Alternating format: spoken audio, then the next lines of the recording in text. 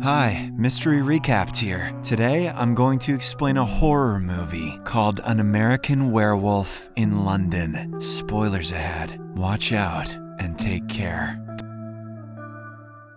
The movie opens with two American young men named David Kessler and Jack Goodman. They are on a 3-month trip across Europe with plans to visit several major cities such as Paris, Rome, and Berlin. They're currently hitchhiking on a sheep truck through the wild countryside of northern England on their way to Italy. As dusk approaches, the driver pulls over and leaves the boys on a desolate road, explaining that he's going in a different direction. Before departing, he warns the duo to stay off the moors and stick to the road. After this, the boys continue their journey on foot and soon arrive in front of a pub called the Slaughtered Lamb. They then notice the pub sign, which depicts a bloody, decapitated wolf's head with its tongue hanging out, impaled on a sword. When they step inside, the locals abruptly stop what they were doing and stare at them in silence. However, when the two guys place their orders, the locals surprisingly go back to what they were doing before. Moments later, Jack notices a pentagram painted between two candles on the wall. He tells David about it, and both are left curious about its significance. Jack then asks the locals what the symbol means and why it's painted there. Surprisingly, the entire bar falls silent again and stares at them in anger. They seem to be furious for some reason, so they kick the boys out of the pub. As the duo proceeds to leave, the barmaid looks worried and says they can't let them go. However, the pub goers only warn the boys to stay on the road, avoid the moors, and be aware of the full moon. Next, the duo leaves the pub, still shocked by what just happened to them. They keep walking, hoping to find a village where they can rest soon. However, it soon begins to rain heavily, and the fog around them thickens. This causes the boys to stray away from the main road and eventually become lost. Moments later, they hear ear-piercing howls in the distance, and they become frightened. They decide to return to the pub, but realize they're in the middle of a moor and are unable to orient themselves. The growling sound grows increasingly louder, and the boys realize that an unknown creature is approaching them. They start running in the opposite direction, but soon a werewolf emerges from the fog and begins to attack Jack. David rushes to his aid, but by this time, Jack has been brutally ripped apart and is nearly dead. Following this, the werewolf turns its attention to David and attacks him, but before the creature can cause any serious damage, the locals arrive and shoot it to death. As he falls unconscious, David notices the dead werewolf transforming into a bloodied, naked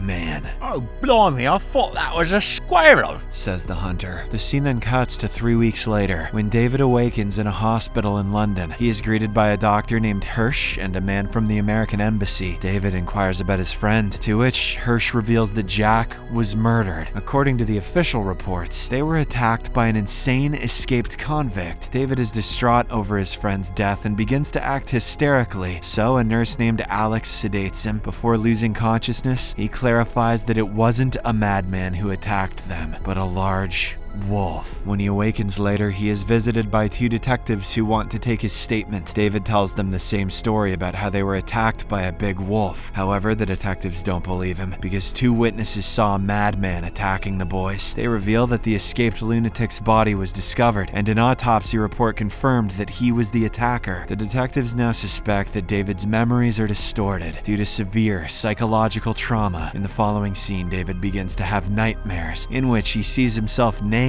running through the forest and tearing a deer apart with his teeth. When he awakens, Alex urges him to eat some food before taking his pill. David asks her to leave the pill and promises to take it later. However, she refuses and proceeds to feed him like a child. David is touched by this gesture and finds himself attracted to her. Anyone who puts things in my mouth is okay in my books. Later, when he falls asleep again, he has another strange dream in which he runs through the woods. A few moments later, he finds himself in a hospital bed with a monstrous, fanged face. When David wakes up, he frantically tells Hirsch about his vivid dreams, but the doctor assumes it is the result of his psychological trauma and assures him that everything is fine. David says that he doesn't want to be alone as he's scared, so the doctor promises to send someone to stay with him. In the evening, we see David accompanied by Alex, who is reading a book at his bedside. He then tells her that she's very beautiful, causing her to blush. Soon after, he falls asleep and has another nightmare about a group of wolf men wearing Nazi uniforms. These men slaughter his family and set fire to his home in front of his eyes before slitting his throat. At this moment, David awakens and informs Alex that he just had a nightmare. Thinking that he's feeling uneasy, she goes to open the curtains, but is suddenly stabbed by one of the Nazi demons. David freaks out at the sight, but he soon wakes up and realizes it was just another nightmare. The next morning, while having breakfast, David is visited by the ghost of Jack, whose face has been completely mauled. David believes it is just another nightmare, but Jack insists that he is actually here. He apologizes for disturbing him with his presence, but explains that he was forced to come to warn him. He tells David that they were attacked by a werewolf known as a lycanthrope. Since David was bitten, he will turn into a werewolf during the next full moon, which is in 2 days. As for Jack, he is cursed to walk the earth in limbo, neither dead nor alive, until the wolf's bloodline is severed. He says that David would be the last werewolf, as he has inherited the curse of his attacker. Jack now wants his friend to unalive himself to end the werewolf curse and prevent more people from becoming potential victims. However, David thinks he's just hallucinating and refuses to believe what Jack said. Plus, the nurse is hot and he thinks he's got a shot. He begins to call out for Alex, and when she arrives, Jack disappears. David then kisses Alex and tells her how Jack had just visited him and said all these things. However, she reassures him that he was probably just dreaming again. The next day, David is released from the hospital, and Alex takes him to her apartment. Now that's service. When they arrive, she clarifies that she doesn't usually bring men home like this, but she admits to being attracted to him. We then see the two of them showering together and spending the afternoon making love. Later that night, when David gets up to use the restroom, he's startled by Jack's ghost in the mirror. The guy appears to be even more decayed than yesterday. They then head to the living room to talk, but David still believes Jack isn't real. However, his friend reminds him that tomorrow is the full moon and urges him to off himself while he still can. Moments later, Alex enters the room, causing Jack to vanish once more. The next day, Dr. Hirsch travels to the slaughtered lamb to check if David's really telling him the truth. As he walks into the pub, the locals fall silent again and stare at him. Hirsch tries to engage them in conversation, inquiring about the incident involving the 2 American boys. However, the pubgoers deny knowing anything about it and claim they never saw the boys. This disappoints the doctor and he proceeds to leave, but a young guy approaches him on the way out. He reveals that the boys were undoubtedly attacked by wolves and people around David are in danger. He tries to reveal more, but an elderly villager appears and scolds him, causing the young man to flee. In the evening, David is alone in the apartment while Alex is at work. He tries to pass the time by watching TV, but his body begins to burn, causing him to scream in pain. Moments later, thick hair grows all over his body, sharp claws emerge from his hands, and fangs protrude from his mouth. Some of the best prosthetics work the world has ever seen. David eventually transforms into a werewolf under the light of the full moon. Following this, he roams the streets of London in search of victims. He soon runs into a couple who are on their way to a dinner invitation at a friend's house. They plan to enter through the back door to surprise their friends, but unfortunately, the werewolf attacks them and brutally tears them apart. Later, David arrives at a junkyard where 3 homeless men and a dog are gathered around a trash can fire. The dog suddenly starts barking aggressively and runs away. Shortly after, the men hear something growling in the distance and ask if someone is there, but before they can figure out what it is, the werewolf leaps onto them and brutally finishes them off. After that, he goes to a subway station and chases a man down an escalator before killing him as well. The scene then cuts to the next morning when David awakens naked in a zoo. Yeah, seeing the red pandas will do crazy things to you. Caged with wolves. He is taken aback by his situation and has no memory of what happened the night before. He then climbs over the fence and escapes the place. To cover himself, he takes a bunch of balloons from a child and later steals a woman's coat. And Pennywise thought he had scary things to show children. Meanwhile, Dr. Hirsch reads a newspaper article about the brutal deaths of 6 people the previous night. Shortly after, David returns to Alex's apartment and tells her how he mysteriously woke up in a zoo this morning, but Alex doesn't think much of it, assuming he's just having vivid nightmares again. While they are talking, she receives a phone call from Dr. Hirsch, who expresses concern about David's condition and wants wants to check on how he's doing. He requests that she bring David to the hospital, to which Alex agrees. Later, as they are traveling in a taxi, David feels unusually energized and tells Alex that he has not felt so good in years. Their conversation is interrupted by the cabbie, who mentions the news about 6 people killed the previous night. Upon hearing this, David's mood